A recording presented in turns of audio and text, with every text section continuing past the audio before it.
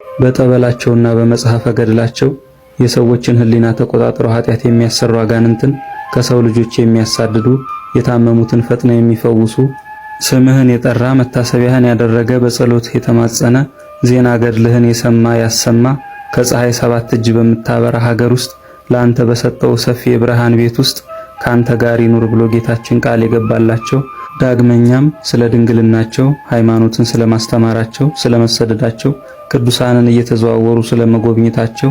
ስለ ክህነታቸው ታግሰው ስለመጋደላቸውና ስለ ደማቸው መፍሰስ 7 የክብር አክሊላት የተሰጧቸው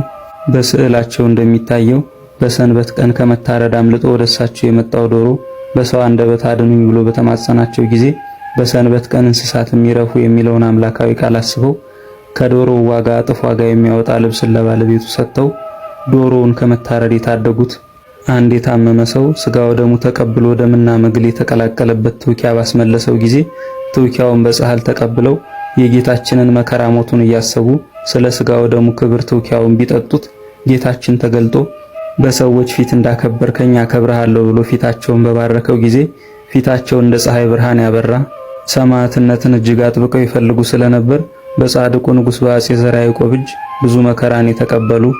በኅዳር 27 ቀን ባረፉም ጊዜ እመቤታችን ወዳጄን ዘርዓ ያዕቆብን በልጄ ፊት አትክሰስብኝ ብላ ጠይቃቸው ንጉሡን ይቅር ያሉት ታላቁ ኢትዮጵያዊ ጻድቅ አቡነ ተክለ ሐዋርያት ነገ ኅዳር 27 ቀን ዓመታዊ መታሰቢያ በዓላቸው ነው። እግዚአብሔር ምስጋና ይሁን። እኛንም በጸሎታቸው ይማረን ይቆየን።